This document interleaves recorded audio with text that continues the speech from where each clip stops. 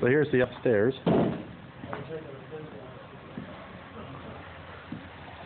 There's the stairs I just came up. Temporary steps. Some nice French doors. This is all new restructure. This big beam.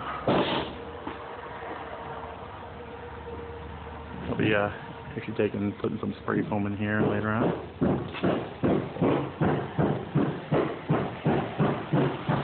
Here's the opening. There's his house. There's the plow truck.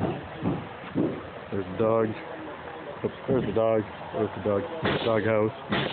So, but there's gonna be a workshop up here, and then in that back area that hasn't been finished up, I think he's doing a machine shop back there. So the advantages of being a millwright for a really good company. So later.